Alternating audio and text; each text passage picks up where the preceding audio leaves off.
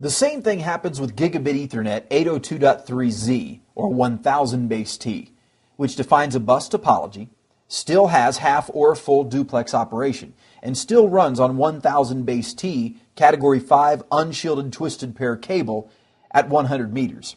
We can still run Gigabit Ethernet over the same cabling on which we ran 10 megabit Ethernet as long as it meets the category 5 standards. These categories typically indicate the number of twists on each pair of cable per inch, possibly the thickness of the sheath that the cable is in. Category 5E cable actually has a nylon thread that runs through the unshielded pairs and takes away some of the crosstalk and the attenuation on those pairs, and that gives it the capability of gigabit speeds. But most of our organizations that are going to use gigabit are using some form of optic fiber. And we actually have two different types of optic fiber that can be used. One is called the short wave, and the other is called the long wave. Short wave multi-mode fiber can take me up to 260 meters.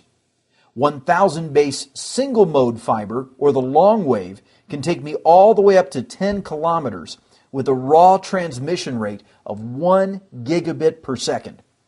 Notice what's happened here. Aggregate rates still double and are full duplex. By the way, Gigabit Ethernet is almost always full duplex. But take a look at an 8-bit data path at 125 megahertz. Looking back, when was the last time you dealt with a PC that had an 8-bit data path? We have been in 32-bit processing now since the 80s. What we're talking about still has a lot of room for growth. Now we're dealing with 3 gigahertz in the number of cycles per second, but we definitely can improve upon even this standard in the future.